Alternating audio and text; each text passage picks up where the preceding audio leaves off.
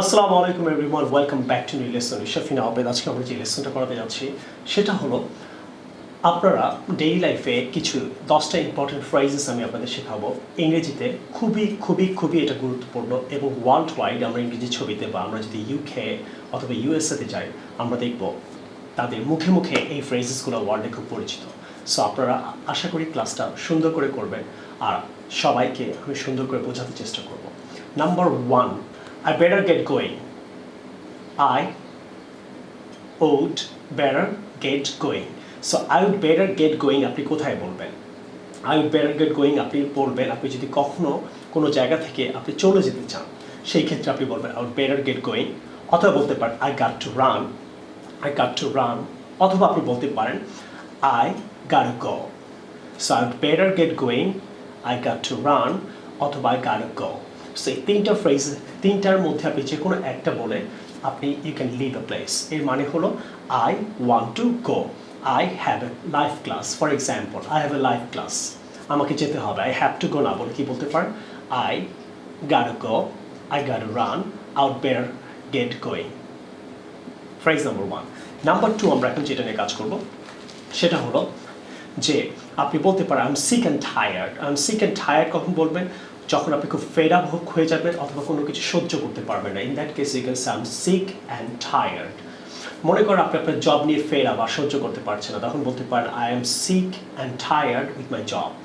অথবা আপনি একটা কোর্স দিয়েছেন ইউনিভার্সিটিতে, সেটা নিয়ে আপনি আসলে অনেক ডিফিকাল্ট একটা কোর্স, আপনি পারছেন না এটার সাথে ম্যাচ করতে। ইন দ্যাট কেস আপনি বলতে পারেন I am sick and tired. Clear? অথবা আপনি কোথাও অনেক কাজ করতেছেন, আপনি খুব ফেড আপ হয়ে গেছেন কাজ করতে করতে, খুব টায়ার্ড হয়ে গেছেন, কোনো ব্রেক পাচ্ছেন না, কোনো ছুটি পাচ্ছেন না। In that case you can say I am sick and tired. Next number 3 আমরা যেটা ইউজ করব যে ফেয়ার এনাফ। ফেয়ার এনাফ আমরা কোথায় বলবো? আপনি যখনই কোনো কিছু অ্যাকসেপ্ট করবেন তখনই আপনি এটা বলতে পারেন fair enough. Why did you go out? যেমন পুলিশ আপনাকে জিজ্ঞেস করতে পারে যে তুমি কেন, why did you come out, তুমি বাইরে আসছো কেন? তখন আপনি বললেন যে আমার আম্মা সিক, আমি ওষুধ কেনার জন্য বাইরে আসছি। এবং আপনাকে বাসায় ফোন দিল, ফোন দিয়ে বললো, আপনার মা বললো হ্যাঁ সত্যিই সিক, এর জন্য আমার ছেলেকে আমি বাইরে পাঠিয়েছি। ইন দ্যাট কেস পুলিশ আপনাকে বলতে পারেন দিস ইজ ফেয়ার এনাফ।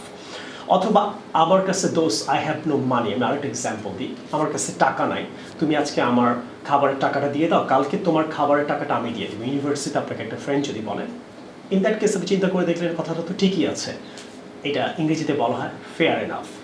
আপনি বলতে পারেন fair enough. So is that clear? So why didn't you come last class? Last ক্লাসে আসো নাই কেন? আপনি তখন বললেন, আপনার ফ্রেন্ড জিজ্ঞেস করলো, তখন আপনি বলতে পারেন because my mom was sick. তখন আপনার ফ্রেন্ড বলতেছে ফেয়ার এনাফ। ক্লিয়ার? যেমন আমি লাইভ ক্লাসটা আমি রাত্রে নিতে পারছি না, কিন্তু আমি বিকালে নিচ্ছি। সো ইন দ্যাট কেস আপনি আমাকে বলতে পারেন ফেয়ার এনাফ। সো আজকে কথায় কথায় এখন থেকে আপনি বলবেন fair enough. So fair enough মানে কি? আপনি কোনো কিছু যদি অ্যাকসেপ্ট করে নেন।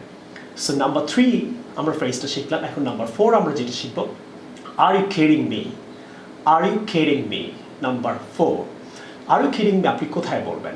যেমন আপনি আমাকে বললেন যে স্যার আমি আপনার ক্যামেরাটা ভেঙে ফেলছি, মানে তুমি কি আমার সাথে মজা করতেছো? যেহেতু আমি ইউটিউবে ভিডিও বানাই, বাংলাদেশে কত মানুষকে সাহায্য করি, তখন আমি বলতে পারি আর ইউ কিডিং মি? অথবা কেউ বললো যে তোমাকে আমি আপনি আপনার বাবা বাইক পছন্দ করে না, আপনার আব্বুকে আপনি সবসময় বাইক কিনে দিতে বলছেন, হঠাৎ করে আপনার আব্বা বাসায় এসে বললো তোমাকে আমি কালকে বাইক কিনে দিব। ইন দ্যাট কেস আপনি বলতে পারেন are you kidding me? Clear? Next আমরা যেটা শিখবো যে গুড স্টাফ কখন বলবো? আমরা গুড স্টাফ বলবো যখন আপনি কাউকে কনগ্রাচুলেট করতে চান, অথবা কারো যদি কোনো গুড নিউজ শোনেন। কেউ আপনাকে এসে বললো আপনার কোনো ফ্রেন্ড দোস্ত আই গট এ জব, তখন আপনি বলেন গুড স্টাফ।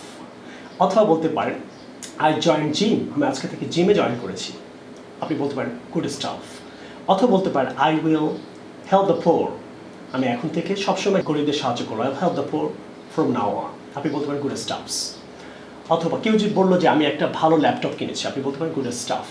সো আপনারা ইটস আ গুড নিউজ না বলে, কনগ্রাচুলেশন না বলে আপনি বলতে পারেন গুড স্টাফস। নেক্সট নাম্বার 6 গেল। নাম্বার 7 আমরা এখন ইউজ করবো। নাম্বার 7 হলো নট রিয়েলি। নট রিয়েলি কথাটা আমরা কখন বলবো?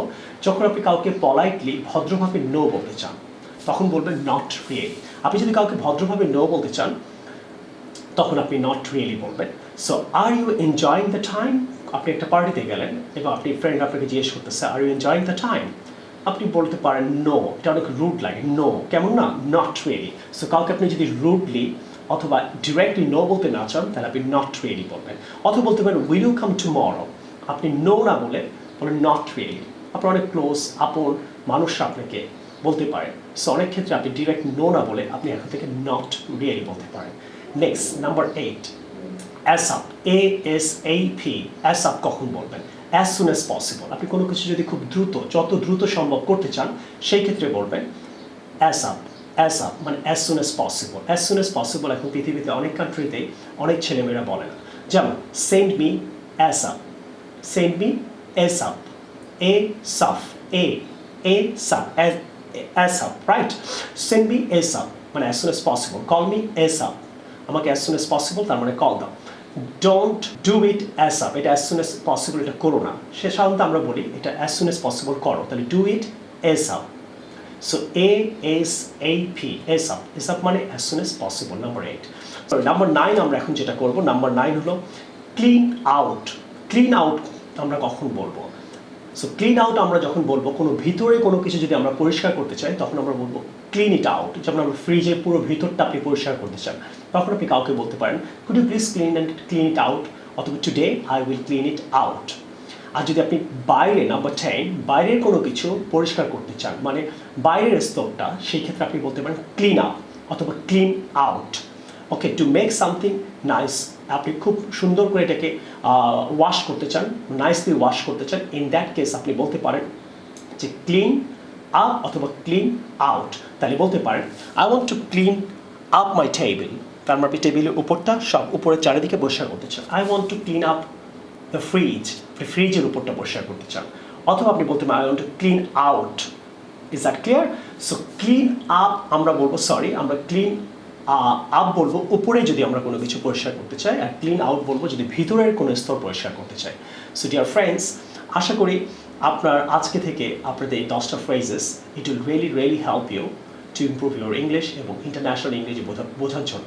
So dear friends and students, what I'm trying to say, if you really do like my lesson right anyway, so don't forget to subscribe my channel and try to share it on your Facebook with your friends, brothers, sisters, and don't forget to write in the comment আপনার ক্লাসটা কেমন লাগলো। I will see you, bye bye, take care, assalamu alaikum.